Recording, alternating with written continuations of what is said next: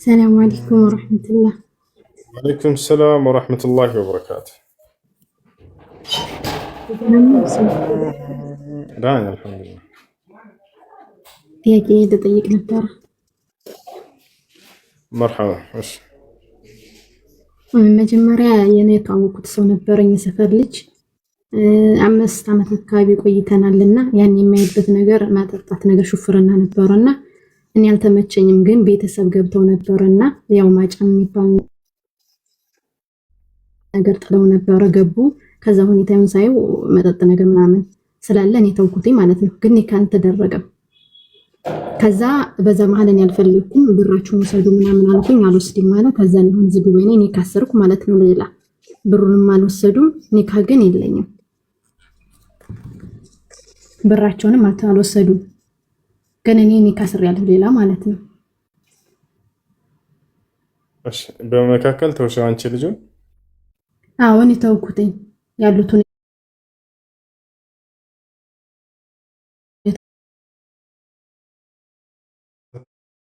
ተውሻል ኒካ ለማሰራስበው ተተዋል። አዎ ቤተሰብ ጥለዋል፣ 20 ሺህ ብር አካባቢ ጥለዋል። ግን መተው ምናምን ቤተሰብ 4 ሆነው መተው ገቡ። ኒካ ግን አላደረኩም አልጻፍኩም ብሏል አባቴ ማለት ነው። ግን ገብተው እምቢ አለኝ ማለት ነው። እሺ መልሳለሁ፣ በሌላ ሰው ማስመለስ እችላለሁ፣ አልወስድም ብሏል። አስመልሽላችሁ አንቺ ከተፈው ከአንቺ ከቀረ ይሄ ነገር መልሽላችሁ። እሺ ጀዛከላህ ኸይር። ዘካ ከ100 ሺህ ስንት ነው? 2500። ወይኔ ሁለተኛ መጠየቅ እችላለሁ? ይቅርታ ሁለተኛ ጠይቂ። ስለ ዘካ የልጅ አባት ጋር ተለያይተናል የመጀመሪያ ጊዜ ማለት ነው። እና በልጄ እኔ ነኝ መስጠት ያለብኝ ወይስ አባቷ? እሱ ነው መስጠት ያለበት። እናትና ባልና ሚስት ቢጣሉ ባልና ሚስት ቢጣሉም ራሱ የመስጠት ግዴታ ያለበት ያ አባት ነው።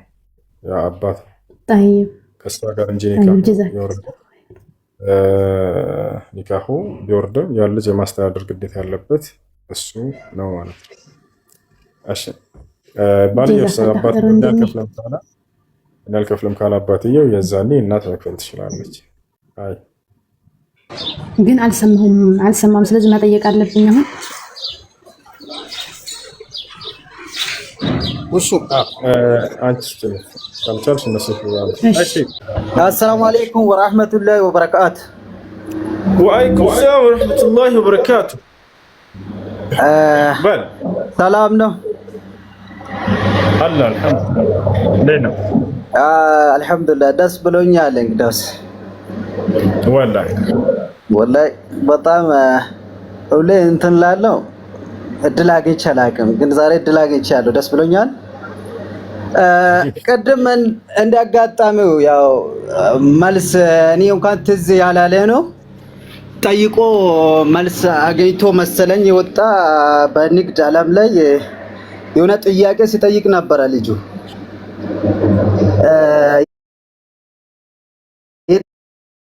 ሰዎች በካርዱ ላይ የሆነ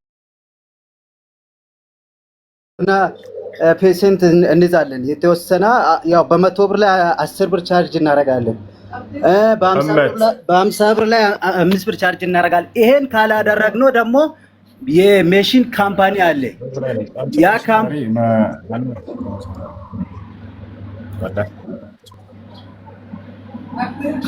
ወይዬ ቅድም እንደተናገርኩት ባት ከሆነ የሀገሪቱ መንግስት ይሄን ነገር ያስቀምጠውና ለሀገሪቱ ገቢ የሚሆን ከሆነ የአገልግሎት ተብሎ የሚቆረጥ ከሆነ ችግር የለም። ያ ቦታ ላይ ተጠቅሞ ሰውየው ባት ይቆረጥበት ማለት ነው። ገብቶሃል አይደለ? ከሱ ከሆነ ችግር የለም። ግን ገንዘብ ከሆነ እነዚህ ሰዎች ሰጥተዋችሁ ገንዘብ የምትለዋወጡ ከሆነ የገንዘብ ልውውጥ ብቻ ከሆነች ከእናንተ ጋር የሚያደርጉት የዛኔ ተጨማሪ ገንዘብ የምትቀበሏቸው ከሆነ ለምትዘረዝሩላቸው ገንዘብ ማለት ነው ወለድ ይሆናል። ነቢያችን ሰለላሁ ዐለይሂ ወሰለም ኩሉ ቀርድን ጀረ ነፍዐን ፈሁወ ሪባ፣ ማንኛውም ትርፍን ያስገኘ ብድር አይነት ሁሉ ወለድ ነው ብለው ተናግረዋል። እኔ 10 ብር ሰጥቼ አንተ ደግሞ 11 ብር አድርገህ የምትሰጠኝ ከሆነ ያን ብሩ ወለድ ነው። ብር ምንም አይነት ሌላ ነገር የጥምናወጥ ሳይኖር ዕቃ መሻሻጥ ሳይኖር ዝም ብላችሁ ብሩን ከሆነ ሄደው አምጥተው እነዚህ ሰዎች እናንተ ጋር ሰጥተው ቀንሳችሁ የምትሰጧቸው ወይንም ጨምራችሁ የምትሰጧቸው ያ ጭማሬው ወለድ። እሺ እሱ ጋር ገብቶኛል። አሁን ለምሳሌ እንደ ባንክ ቤት ነው። እኛ ሀገር ባንክ ቤት ሰው በደፍተር ከሆነ ደፍተር ይዞ ይሄዳል። እንዲሁም ኤቲኤም ከሆነ ኤቲኤም ካርድ ይዞ ሄዶ ከባንክ ቤት በገንዘቡን የራሱን ገንዘብ ይዞ ይወጣል። ልክ እንደዛው ነው። ገንዘብ ያው የሚጠቀሙት የነሱ አካውንት ላይ ብር አላቸው። እኛ ግን በካምፓኒ የተያያዘ ሜሽኖች ነው ያሉት።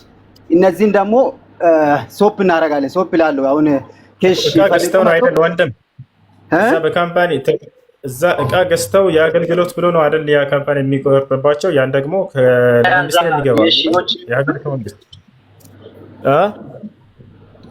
ወንድም ይቅርታ ከላይ እንትን እያለ ነው እያቆራረጠ ነው መሰለኝ።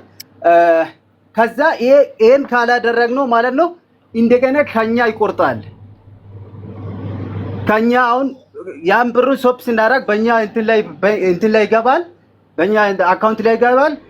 ያን ከመቶ ብሩ የተወሰነ ፐርሰንት ካላዝነው ከኛ ብር ይቆርጣል። ይሄን ታዲያ እንዴት ነው የምናደርገው? ለዛ ከሰዎችም ተስማምተን ነው ከሰዎቹ ተነጋግረን ነው። ይሄን ካላደረግነው ከኛ ስለሚቆርጥ ካምፓኒ ከናንተም የተወሰነ ፐርሰንት ይዘን ነው የምንሰራው በምንለው ተስማምቶ ነው የሚሰሩት። ደግሞ እቃ ስንሸጣ አሁን በእቃ ላይ ነው። አሁን ትንሽ እቃ ስንሸጣም በእቃ ላይም ተጨማሪ የምንይዘው እሱ ወንጀል ነው። ግን ይሄ ብሩን ብቻ ይዞ የሚሄድ ከሆነ ለኛ የሚከፈለው ነገር የለም። አሁን ለምሳሌ አንድ ሰው እንደ ባንክ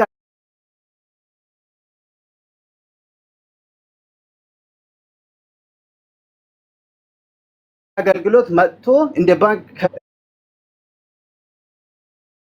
ሲሰጣው እኔ ምንም ያገኘው ነገር ስለሌላ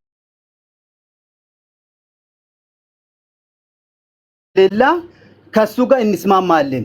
እኔ ብር እየሰጣው ካምፓኒም የተወሰነ ይወስዳል፣ እኔም የተወሰነ መቀበል አለብኝ ስራዬ ስለሆነ እንላለን።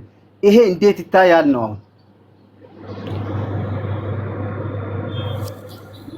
ይኸውልህ ብር ከሆነ ይኸውልህ ምን መሰለህ፣ ብርም በብር ከሆነ አንተ ቁጭ ብለህ እየለወጥክ ብርም እሱ 10 ብር አድርጎ ሰጥቶህ አንተ 9 ብር አድርገህ የምትሰጠው ከሆነ ብርን በብር ማለት ነው ለልውውጥ ስርዓቱ ማለት ነው። ይሄ ወለድ ይሆናል። ነገር ግን እቃ ገዝቶ ከሆነ አንተ ጋር እቃ ነው አይደለም የምትሸጠው። እዛ እቃ ምን እንሸጣለን፣ ብርም ይቀበላሉ። አንዳንዶቹ ብር ብቻ ይቀበላሉ። አንዳንዶቹ እቃ ገዝቶም በእቃ ላይም ያው ከእቃም የሆነ እኛም ስንሸጣም የተወሰነ ተቆራጭ ነው ያለው። ቀጣይ ሌላ ጥያቄ ነው።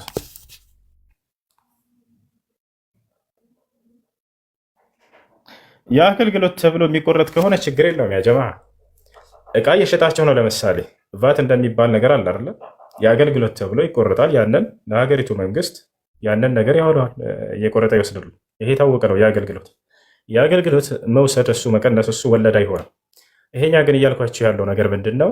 ብሩን በብር እንድትለውጥለት አንተ ቀንሰህ ትሰጠዋለህ። ያንን ብር እሱ ካሽ ሰጠህና አንተ ቀንሰህ ያንን እሱ በአካውንት ላይ ሊልክልህ ይችላል። አንተ ደግሞ ከዚያ ከተላከው ቀንሰህ ትሰጠዋለህ። ሄድኩኝና ሆነ ሱቅ ለምሳሌ 10 ሺህ ብር ስጠኝ አልኩት። ጥሬ ብር ፈለግኩኝ። እኔ ጋር በአካውንቴ ላይ አለኝ። ገብታችኋል አይደለ? ያንን 11 ሺህ ብር አድርግና አምጣ፣ እኔ ደግሞ 10 ሺህ ብር እሰጥሃለሁኝ አለ። ይሄ ወለድ ይባላል። ገብታችኋል አይደለ? ይሄ ወለድ ይባላል። ነገር ግን የሆኑ ሱፐርማርኬቶች ያሉ የትኛውን ቦታ ላይ የምትከፍሉት ነገር አለ። ያ ነገር ቫት ይቀንሳል። ያ ነገር ለሀገሪቱ ገቢ ይሆናል። ይሄ የአገልግሎት ተብሎ የሚቀነሰው ነገር ከዚያ እቃ ገዝታችሁ ምናምን እሱ ችግር የለውም። እሱ እንደወለድ አይቆጠርባቸውም። ብሩን ብቻ ግን ፈልጌ ሄጄ ብሩን ዘርዝረኝ ስጠኝ አልኩት፣ ጨምሮ ማነው ቀንሶ ይሰጠኛል። እሱ ከዚያ ተጠቃሚ ይሆናል። ይሄ ወለድ ይሆናል። ነቢዩ ሰለላሁ ዐለይሂ ወሰለም ኩሉ ቀርድን ጀረ ነፍዐን ፈሁወ ሪባ ያሉት ይሄን ነው። ማንኛውም ትርፍን ያስገኘ ብድር አይነት እርሱ ወለድ ነው። 10 ብር አበድሬ 11 ብር አድርገህ ትመልስልኛለህ፣ ወይንም እኔ ከአካውንቴ 11 ሺህ ብር ላኩልህ፣ አንተ ደግሞ ቀንሰህ 10 ሺህ ብር ጥሬ ብር ትሰጠኛለህ። ያ ሰው 1 ሺህ ብሯን ተጠቃሚ ይሆናል። ይሄ ወለድ ነው። አይ ጥያቄ ያለበት لو كان هؤلاء آلهة ما وردوها وكل فيها خالدون لهم فيها زفير وهم فيها لا يسمعون إن الذين سبقت لهم منا الحسنى أولئك عنها مبعدون لا يسمعون حسيسها وهم فيما اشتهت أنفسهم خالدون لا يحزنهم الفزع الأكبر وتتلقاهم الملائكة هذا يومكم الذي كنتم توعدون يوم نطوي السماء كطي السجل للكتب كما بدأنا أول خلق نعيد يا كلمة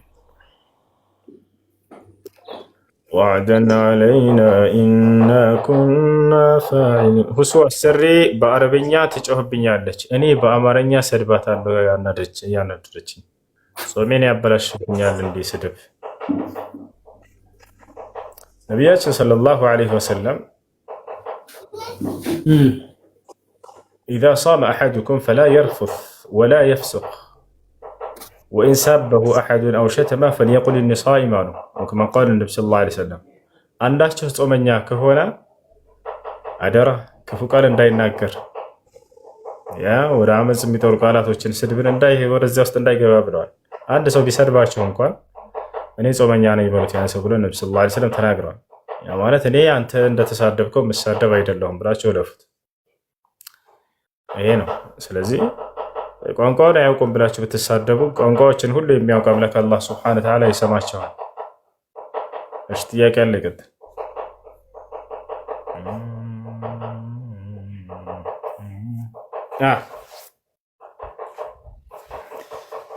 لقد جاءكم رسول وعليكم السلام ورحمة الله وبركاته يا قال يوسف ايش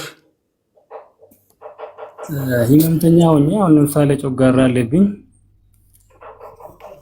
ጾም ይከብደኛል በጣም ታውቃለህ። ታውቃለህ ግን ያውቅ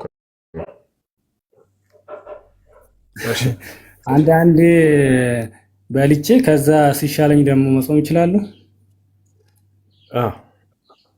ትችላለህ። ካመመህ ማፍጠር ትችላለህ። በሌላ ጊዜ ይሄን ቀጣ ታወጣለህ። አላህ በቁርአን ላይ ሲናገር فمن كان منكم مريضا أو على سفر فعدة من أيام أخرى ከእናንተ በጾም ቀን የታመመ ሰው ካለ ወይንም ደግሞ ጉዞ ላይ የሆነ ሰው ካለ በእነዚህ ቀናቶች ያፍጥርና እነዚህን ቀናቶች ቆጥሮ በሌላ ቀን የጾም ቀጣ ያወጣ ብሎ ተናግሯል። ስለዚህ በአመመህ ቀን ታፍጥርና ያላመመህ ቀን ደግሞ ትጾማለህ። ያልጾምካቸውን ቀናቶች ደህና በምትሆንበት ጊዜ ጠብቀህ ቀጣ ታወጣለህ። እሺ ጀዛኩሙላህ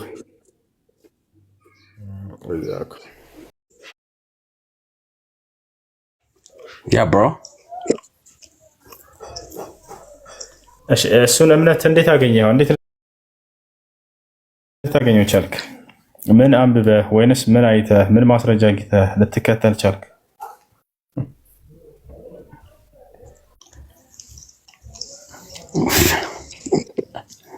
የስ ከቤተሰብ የወረስኩት ነው። ቤተሰቦችህ በዚህ እምነት ላይ ናቸው? ከየት አግኝተው ነው እነሱ?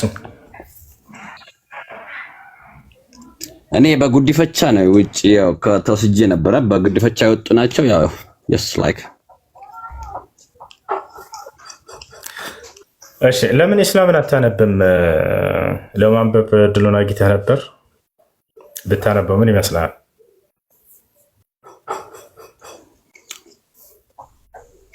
ያው ግድ ማለት ታይም የለኝም። ያው ለማንበብ ያው ያሰብኩ ነው። ያው ክርስትና አንብበሃል?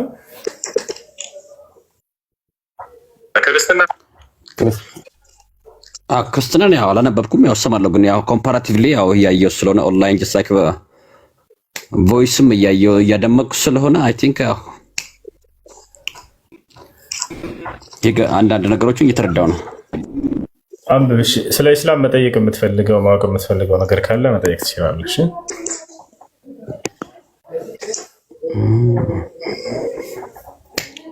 ስለ ኢስላም መጠየቅ የምፈልገው ነገር ማለት ቀዳማዊ አይ ቲንክ ያው ክርስቲያን ሲባል ቀዳማዊ እምነት ነው ይባላል። just like ስማ ማለት ነው። ሂስትሪ መጽሐፍ ላይ እንደሱ ይል ነበር። ህፃን እያለን ሲሸውዱ ነበር እንደሱ እያሉ። መጽሐፉ ላይ ሄደን ግን ስንፈልገው አምላክም ነቢያትም የሚያውቁት ሃይማኖት ሆኖ አገኘ ነው። መጽሐፍ ቅዱስ ላይ ሄደን ስንፈልገው የለም ወፍ። ትክክለኛ ቀደምት ሃይማኖትን ግን ሄደን ቁርአንን ስናነበው ኢስላም እንደሆነ አገኘን። ደግሞ እሱ ነው እውነታ። ምን ትላለህ? ኦኬ አምላክ ኦንላይን ያው አማቤ ስለማይቀር ያው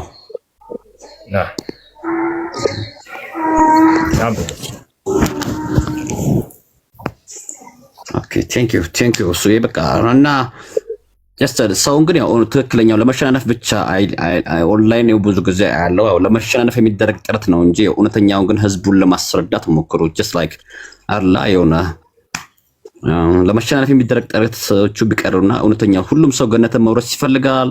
just like ማንም ሰው ገነትን የሚጠላ ሰው የለም።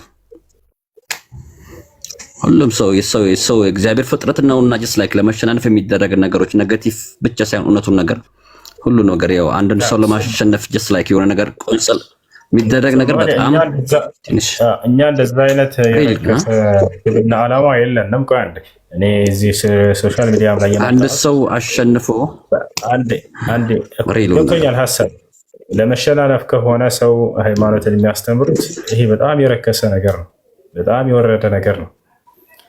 ነገር ግን እኛ እዚህ ቦታ የተቀመጥነው እስከዛሬ የሚከተለንም አማኝም ከሃዲም ሳይቀርና ሰዎችን ወደ ነብያት መንገድ ለመጥራት ነው።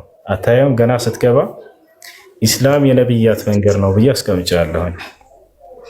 ይሄን ሰዎች እንዲያውቁና ወደ ነብያት መንገድ እንዲመጡ ጥሪ ለማድረግ እንጂ ሰዎች እንዲድኑ እንጂ ዓላማችን ሌላ አይደለም። ይህንን የጻፍኩት መቼ እንደሆነ ታውቃለህ?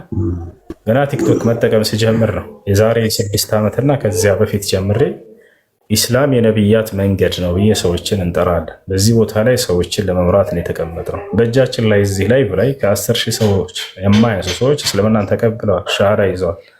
ወደ ኢስላም ለመጥራት ነው ዓላማችን። ወደ ነብያት መንገድ፣ ወደ አንዱ አምላክ ነው ተመለሱ፣ እርሱን በብቸኝነት አምልኮ የሚል ጥሪ ኖሮን እንጂ ለመፎካከር አይደለም። ኢስላምንም ከማንም ጋር አላፎካከረው፣ ከሌላ ጋር የሚፎካከር ሃይማኖት አይደለም። እና እርሱ በአምላክ ዘንድና በነብያት ዘንድ እውቅና ያለው ሃይማኖትን ከአምላክ ዘንድና ከነብያት ዘንድ እውቅና ከሌለው ሃይማኖት ጋር ማወዳደር ኢስላምን ማርከስ ነው። ይሄ ራሱ አላደርገውም እንደዚህ።